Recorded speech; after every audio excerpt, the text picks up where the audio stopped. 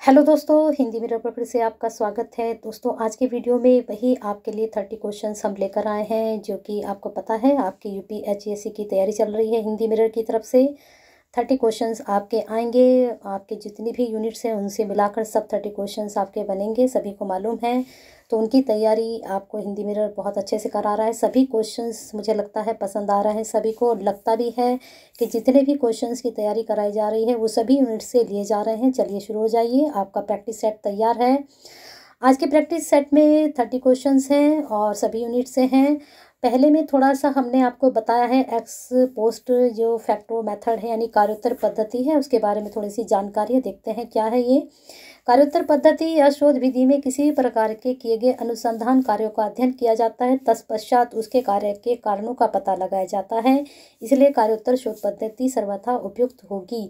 ये वैसे दूसरे आंसर का था, लेकिन ये थोड़ी सी जानकारी थी प्रश्न से संबंधित। कल इससे संबंधित जो वीडियो मैंने अपलोड की थी वहाँ पर प्रश्न बना था कार्योत्तर पद्धति का, तो थोड़ी सी जानकारी है उससे संबंधित है ये।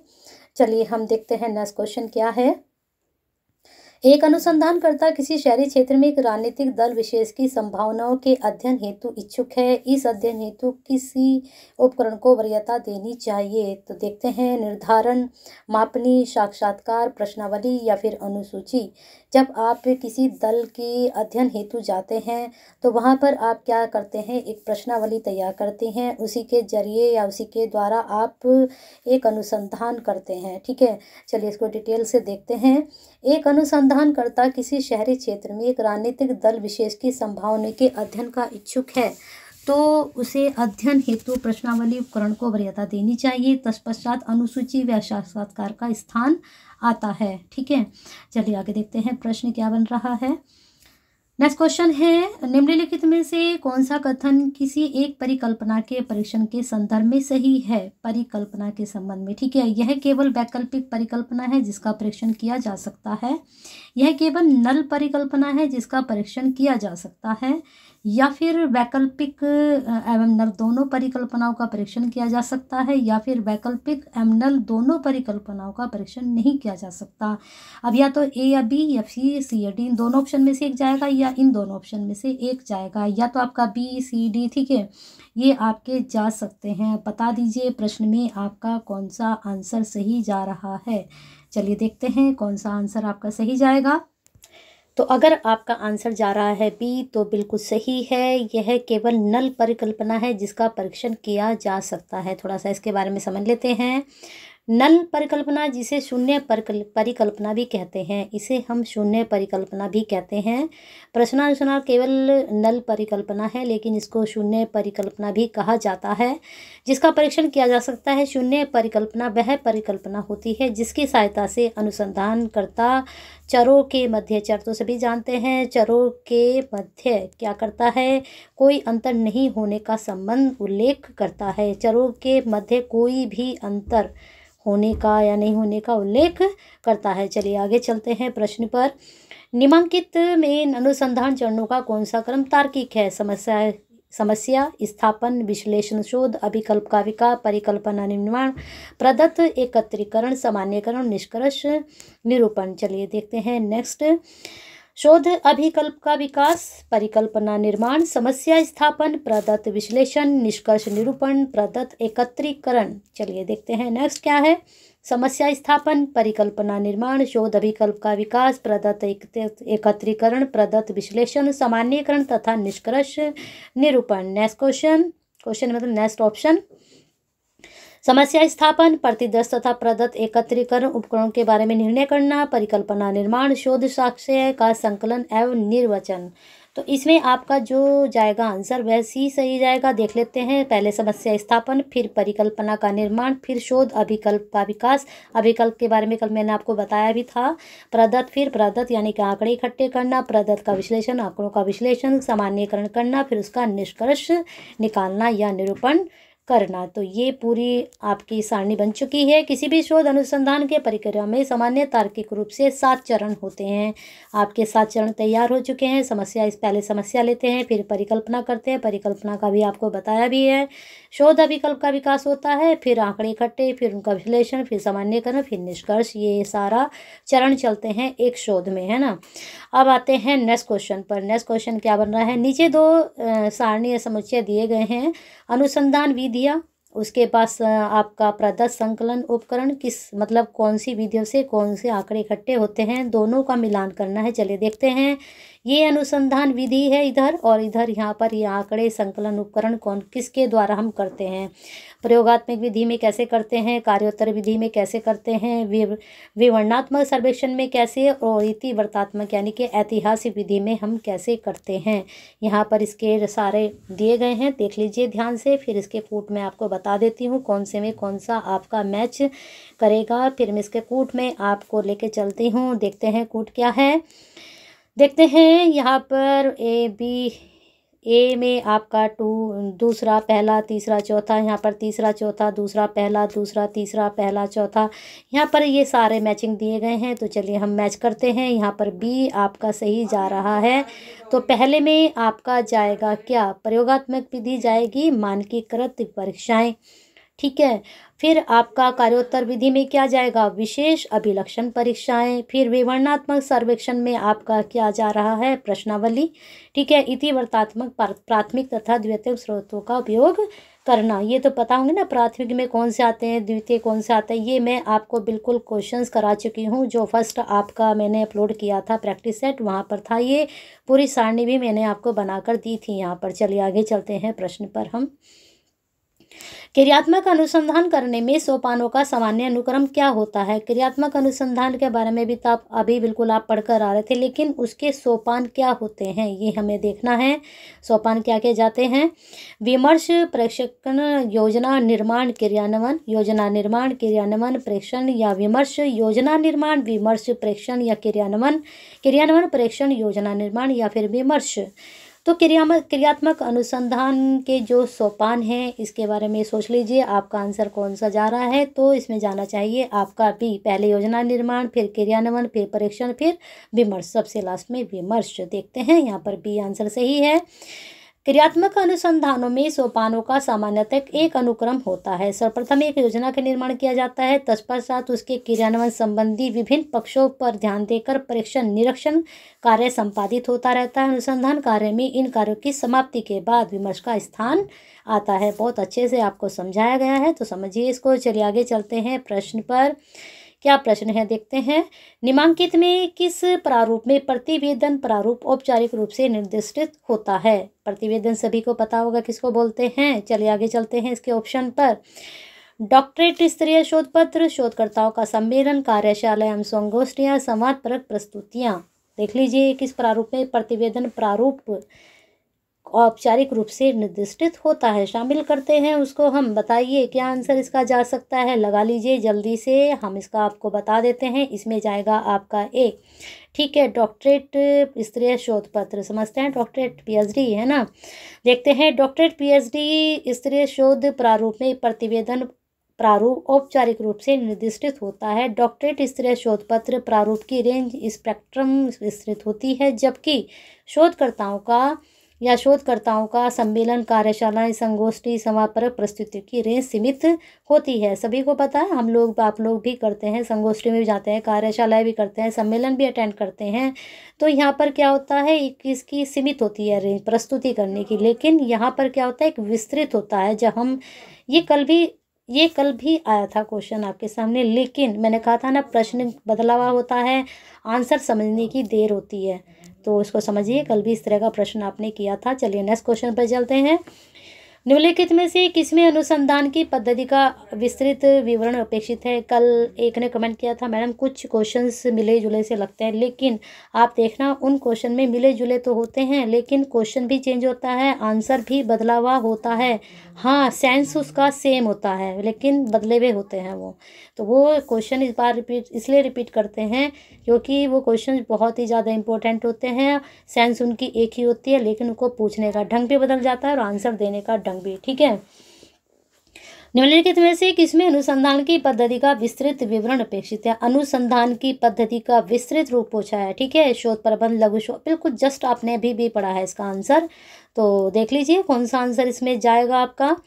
संवादात्मक संभाषण कार्यशाला, संगोष्ठी पत्र लेख, सम्मेलन संगोष्ठी पत्र, बिल्कुल अभी आपने पढ़ा। शोध प्रबंध और लघु शोध प्रबंध, अनुसंधान की पद्धति का विस्तृत विवरण अपेक्षित है ना। चलिए डिटेल यहाँ पर नहीं है इसकी। चलिए हम दूसरा क्वेश्चन देखते हैं। निम्नलिखित में से कौन गुणात्मक अनुसंधान की महत्वपूर्ण विशेषता नहीं है, पूछा है, ठीक है। ध्यान से देखिएगा। वास्तविक स्थानगत परिस्थितियां प्रदत्त के प्रत्यक्ष स्रोत हैं, प्रदत्त शब्दों या चित्रों का रूप ग्रहण करते हैं, मापित सामाजिक तथ्यों के बीच संबंध स्थापित करने का प्रयास करना, या फिर अनुसंधान पर घटना से संबंधित स्थिति वर्तमान या भूत में निगमन हो जाता है।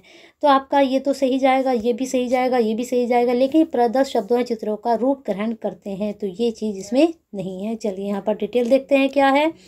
गुणात्मक शोधन यानी कि अनुसंधान की परिकल्पना जर्मन दार्शनिक एडमंड हुड्सन ने वर्ष 1913 में प्रकाशित अपनी पुस्तक आइडियाज इंट्रोडक्शन ऑफ प्योर फेनोमोलॉजी में प्रस्तुत की। हुड्सन ने कहा कि गुणात्मक शोध एक ऐसे अनुसंधान विज्ञान की परिकल्पना करता है जो पूर्णतः पूर्वाग्रह मुक्त हो, यानी कि उसमें कुछ भी पहले जैसी सोच ना हो, किसी भी तरह की जानकारी ना रखे, वो उससे मुक्त हो, रखे लेकिन उससे मुक्त हो, उसमें ना डाले। अर्थात इसमें सभी प्रचलित सिद्धांतों या पूर्व मान्यताओं को त्याग कर एक नए सिद्धांत का प्रतिपादन करे, यानी कि उसमें बिल्कुल भी ये नहीं कि उसको पूर्वाग्रह ज्ञान ना हो, लेकिन उसको वहीं पर छोड़ दे और नए ज्ञान को, नए सिद्धांत को प्रतिपादित करे। और बहुत अच्छी जानकारी आपको मिली है ये। चलिए आगे चलते हैं हम प्रश्न पर। शोध है, सभी को पता है शोध के बारे में कि शोध क्या है, हम लोग भी करते हैं। बार बार खोज करना, किसी समस्या का समाधान ढूंढना, किसी समस्या के संबंध में वैज्ञानिक ढंग से सत्य को ढूंढने के लिए कार्य करना, उपरोक्त में से कोई नहीं। तो शोध क्या है? किसी समस्या के संबंध में वैज्ञानिक ढंग से सत्य को ढूंढने के लिए कार्य करना, है ना। तभी तो हम अपने नोट्स वगैरह भी जो हम बनाते हैं वैज्ञानिक ढंग से सबको सर्च करते हैं, बनाते हैं, तब स्टूडेंट तक पहुंचाते हैं। तो वही चीज़ हमें हर कार्य में करनी चाहिए। किसी समस्या के संबंध में वैज्ञानिक ढंग से सत्य को ढूंढने के लिए कार्य करना शोध है। पीवी यंग के अनुसार सामाजिक शोध एक वैज्ञानिक प्रयत्न है जिसके तार्किक और वैज्ञानिक विधियों का प्रयोग करके नए तथ्यों की जानकारी की जाती है और उनके बीच कैसे संबंध है इसका विश्लेषण किया जाता है। अब आते हैं आपके नेक्स्ट क्वेश्चन पर। ये बार बार रिपीट हो चुका है। चलिए नेक्स्ट देखते हैं, किया जाता है। अब आते हैं क्रियात्मक शोध क्या है। अनुप्रयुक्त शोध है, तत्कालीन समस्या के समाधान हेतु किया गया शोध है, देशांतरीय शोध है, उपरोक्त सभी। अब देखिए क्रियात्मक आपने कितनी बार पढ़ चुके हैं, लेकिन हर बार चेंज होकर आ रहा है। तो मैंने कहा ना, सेंस वही रहती है लेकिन प्रश्न पूछने का ढंग बदलता है। जरूरी थोड़ी ना है यहाँ मैंने कितनी तरह से आपको करा दिया है क्रियात्मक शोध के बारे में ऐसे ही पूछा जाए, लेकिन अगर आपको पता है, आपको उसकी सेंस पता है कि प्रश्न का आंसर यही जाएगा, तो आप बिल्कुल सही कर आएंगे। हम कहते हैं हमारे पढ़े हुए क्वेश्चंस नहीं आते हैं, पढ़े हुए हमेशा, लेकिन हम उन पे ध्यान ही नहीं देते हैं, उनका पूछने का ढंग बदल जाता है। अगर ये चीज़ आपने पकड़ ली तो आपका पेपर डेफिनेटली अच्छा जाएगा। चलिए देखते हैं। क्रियात्मक शोध में तात्कालिक समस्याओं के समाधान हेतु शोध किया जाता है, बस आपको इतना ही याद रखना है। चलिए आगे चलते हैं। विसंरचना निम्नलिखित में से किसमें शोध की एक लोकप्रिय विधि है? मौलिक विज्ञान, अनुप्रयुक्त विज्ञान, सामाजिक विज्ञान, साहित्य। तो चलिए देखते हैं, इसका आपका ऑप्शन लगा लीजिए कौन सा आपका सही जा रहा है। डिटेल हम यहाँ पर देते हैं, इसका जाएगा साहित्य, ठीक है। विसंरचना दार्शनिक एवं साहित्यिक विश्लेषण का रूप होता है जो सैद्धांतिक रूप से वर्ष 1967 में जैकस डेरिडा के वर्क ऑफ जैमेटोलॉजी से उत्पन्न हुआ था। ग्रामेटोलॉजी, ठीक है, ग्रामेटोलॉजी से हुआ था। नेक्स्ट क्वेश्चन, एक शोध पत्र क्या है? अब शोध आपने पढ़ लिया क्या है, लेकिन शोध पत्र क्या है इसके बारे में देखते हैं। किसी विषय पर सूचनाओं का संकलन होता है, लेखक द्वारा बनाया गया मूल शोध निहित होता है, समकक्षी पुनरीक्षित मूल शोध या अन्य द्वारा किए गए शोध का मूल्यांकन निहित होता है, एक से अधिक पत्रिकाओं में प्रकाशित किया जा सकता है। तो देख लीजिए इसका आंसर आप क्या लगाएंगे। तो इसका आंसर आप लगा लीजिए सी, समकक्षी पुनरीक्षित मूल शोध या अन्य द्वारा किए गए शोध का मूल्यांकन निहित होता है एक शोध पत्र, है ना। करते हैं ना हम ऐसा, शोध का मूल्यांकन किसी के द्वारा किया गया। तो एक शोध पत्र में समकक्षी पुनर्मूल शोध या अन्य द्वारा किए गए शोध का मूल्यांकन निहित होता है। ये एक आपका शोध पत्र है। चलिए आगे देखते हैं। शोध का उपकरण निम्नलिखित में से क्या है? रेखांक चित्र, ग्राफ, दृष्टांत, प्रश्नावली, आरेख। तो शोध का उपवन निम्नलिखित में से प्रश्नावली जाएगा। इसके बारे में आप अभी पढ़ चुके हैं। देखते हैं क्या है ये। बोगार्ट्स ने अपनी पुस्तक सोशियोलॉजी में लिखा था, साइकोलॉजी नहीं सोशियोलॉजी में लिखा कि प्रश्नावली प्रश्नों की एक सूची होती है जिसे सूचनादाता स्वयं भरता है। यह उपकरण है जिसको भिन्न व्यक्तियों को उत्तर देने के लिए प्रेषित की गई प्रश्न की सूची है। आप प्रश्नावली बना लेते हैं, वहाँ पर आप उत्तर पूछते रहते हैं और आप उसको फिल करते रहते हैं। तो ये किसने बताया है? बोगार्ट्स ने अपनी पुस्तक सोशियोलॉजी में बताया है। चलिए नेक्स्ट क्वेश्चन पर चलते हैं। शोध नैतिकता किसे शामिल नहीं करती है? ठीक है, प्रश्न को ध्यान से मतलब देख लीजिए। नहीं का पूछा गया है। ईमानदारी करती है, व्यक्तिपरकता करती है, या न्यायनिष्ठा करती है, वस्तुनिष्ठता करती है। तो इन चारों में से हमें देखना है क्या नहीं करती है। तो वह ईमानदारी भी लेती है, न्यायनिष्ठा भी, वस्तु नहीं, लेकिन व्यक्तिपरकता वो नहीं होती है, सब्जेक्टिव नहीं होती है ना। शोध नैतिकता में व्यक्तिपरकता, सब्जेक्टिविटी शामिल नहीं, जबकि शेष विकल्प बिल्कुल सही हैं उसके तत्वों में। चलिए देखते हैं नेक्स्ट क्वेश्चन। जो शोध तात्कालिक अनुप्रयुक्ति का लक्ष्य करता है वह कहलाता है क्या? देख लिए अब बिल्कुल क्वेश्चन बिल्कुल बदल के आ चुका है। जल्दी से सोच लीजिए आंसर क्या डालने वाले हैं। क्रियात्मक शोध, अनुभवी शोध, प्रत्यास्थात्मक शोध या मौलिक शोध? तात्कालिक। देखा, फिर दोबारा से वही आ गया है प्रश्न, लेकिन बिल्कुल बदला हुआ है, बिल्कुल नए रूप में है और समझना आपको है। लगा लीजिए जल्दी से, यहाँ पर आ जाइए। देखिए क्रियात्मक शोध दोबारा आ चुका है। चलिए आगे चलते हैं। एक कार्यशाला होती है, बताइए कैसी? किसी विषय पर चर्चा करने के लिए सम्मेलन, किसी विषय पर चर्चा के लिए बैठक आपने अटेंड की होंगी। चलिए देखते हैं इसके नेक्स्ट ऑप्शन। किसी कॉलेज या विश्वविद्यालय में कक्षा जहां अध्यापक और विद्यार्थी किसी विषय पर चर्चा करते हैं, या फिर एक छोटे ग्रुप के लिए संक्षिप्त गहन पाठ्यक्रम जिसमें किसी विशेष समस्या के समाधान के लिए कौशल या तकनीक के विकास पर बल दिया गया हो। तो आपको क्या लगता है कौन सा सही जा रहा है? तो लगा लीजिए आंसर। तो अगर आप लगा रहे हैं डी तो बिल्कुल सही। यहाँ डिटेल देखते हैं। एक छोटे ग्रुप के लिए संक्षिप्त गहन पाठ्यक्रम जिसमें किसी विशेष समस्या के समाधान के लिए कौशल या तकनीक के विकास पर बल दिया गया हो, कार्यशाला कहलाती है। अब आते हैं आगे प्रश्न पर। शोध का मुख्य उद्देश्य ध्येय क्या है? साहित्य की समीक्षा करना, पहले से ज्ञात का सारांश करना, अकादमिक उपाधि डिग्री प्राप्त करना, नए तथ्यों की खोज करना अथवा ज्ञात तथ्यों को ताजा व्याख्या करना। ठीक है, तो ये तो बिल्कुल आंसर सही है ना आपका। शोध का मुख्य उद्देश्य यही होता है। आते हैं इसकी डिटेल पर। शोध का मुख्य ध्येय नए तथ्यों की खोज करना तथा तथ्यों की ताजा व्याख्या करना जो उसने खोजे हैं। Next question.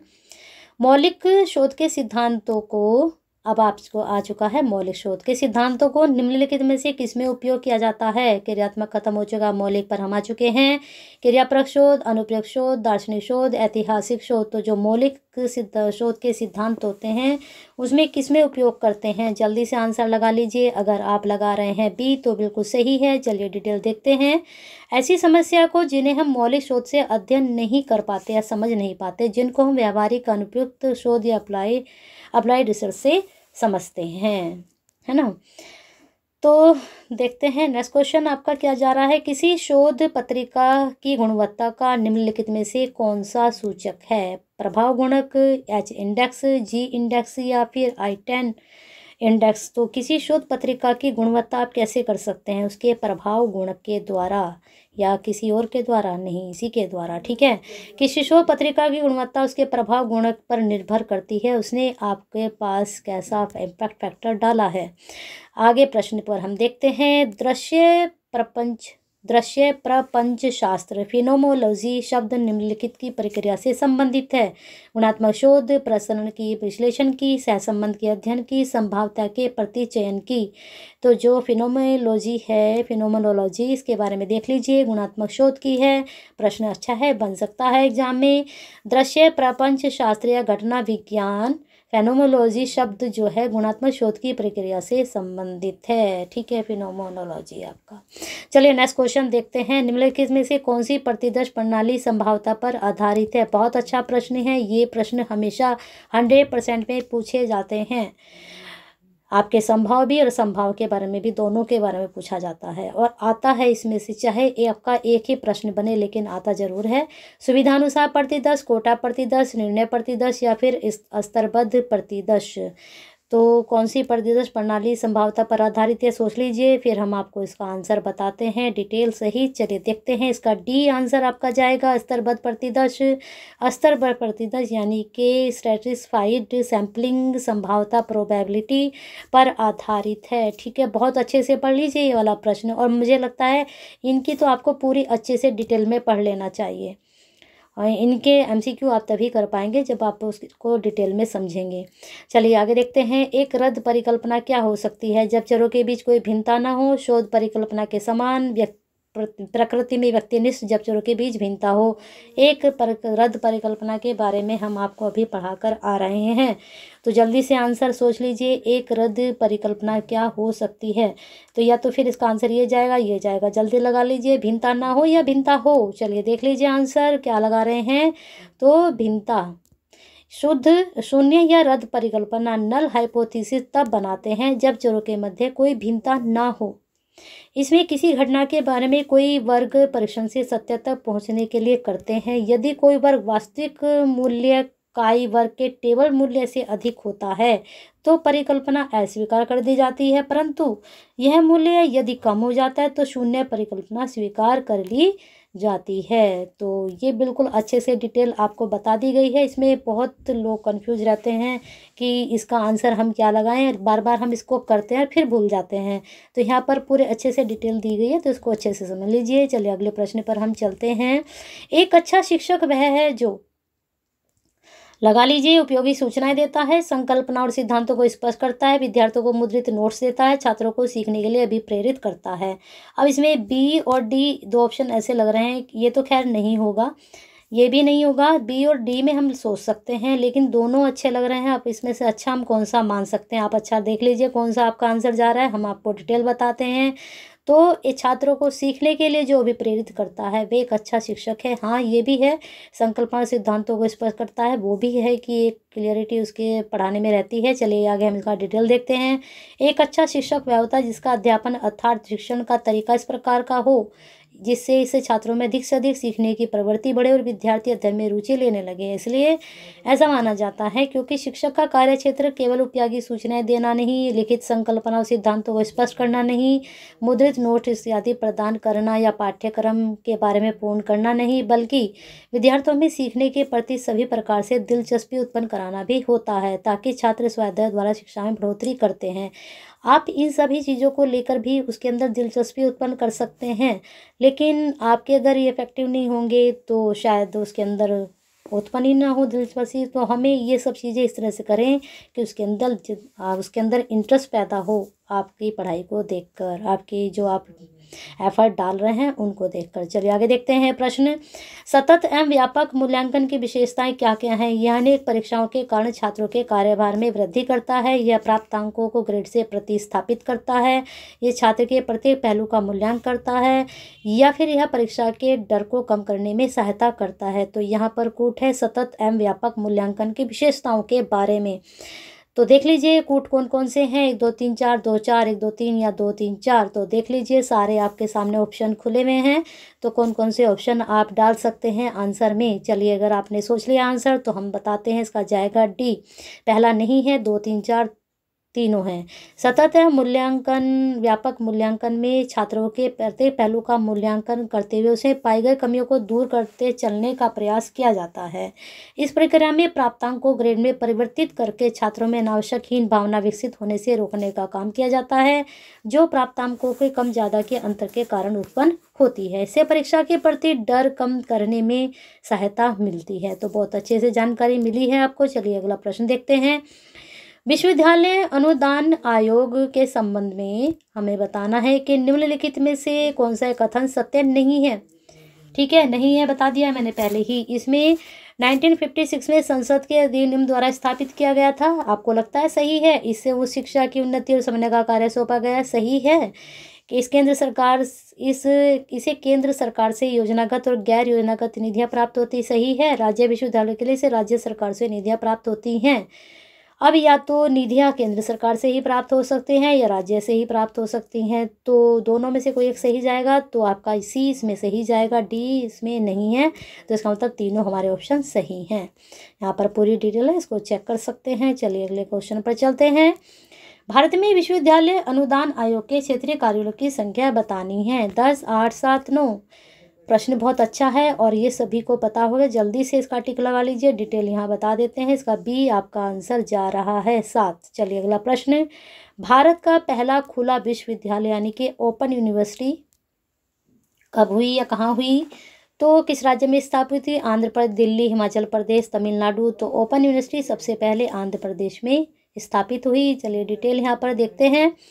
आंध्र प्रदेश खुला विश्वविद्यालय से डॉक्टर भीमराव अंबेडकर खुला विश्वविद्यालय के नाम से भी जाना जाता है। देश का पहला खुला विश्वविद्यालय, इसकी स्थापना 1982 राज्य के अधिनियम के तहत की गई थी या है ना।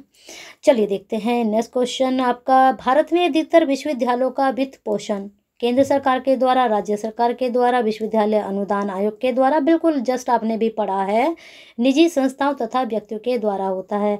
तो आपने पढ़ा है क्या? विश्वविद्यालय अनुदान आयोग के द्वारा होता है। चलिए देखते हैं डिटेल, इसकी डिटेल नहीं है, आंसर है केवल, चेक कर लीजिए।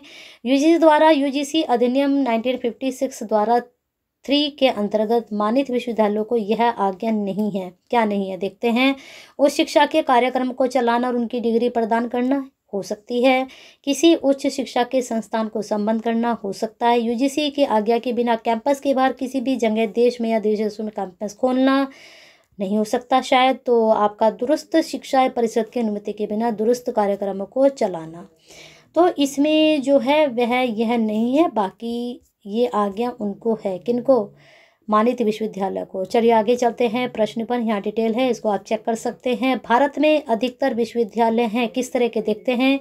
केवल शिक्षण शोध कार्य करते हैं, महाविद्यालयों को संबद्ध करते हैं तथा परीक्षा कराते हैं, शिक्षण शोध कराते हैं तथा परीक्षा कराते हैं, केवल शोध का प्रोत्साहन देते हैं। तो अधिकतर जो विश्वविद्यालय महाविद्यालयों को संबद्ध करते हैं तथा परीक्षा कराते हैं। डिटेल यहाँ पर है, देख सकते हैं। अब आपके प्रश्न यहीं पर, ये 30 क्वेश्चन कंप्लीट हो चुके हैं। वीडियो में प्रश्न मेरी तरफ से तो काफ़ी अच्छे थे, 100% मैं दे रही हूँ। अगर आपको भी लगता है 100% हिंदी मिरर की तरफ से आपको मिल रहा है तो क्या करना है, एक लाइक ठोकना है, प्लस शेयर करना है और प्लस कमेंट भी बहुत अच्छा सा कर दीजिए अगर आपको पसंद है। और साथ में बेल आइकन को हिट कीजिए और लाल बटन नहीं दबाया तो दबा दीजिए, क्योंकि अभी हमें 6 दिन और प्रैक्टिस करनी है हिंदी मिरर के साथ। और 13 के लिए मेरी बेस्ट विशेज़ डेली मैं आपको दूंगी, और जिससे आपका पेपर अच्छे से जाए। और अपना प्यार और साथ आप भी हिंदी मिरर के साथ ऐसे ही बनाकर रखिए।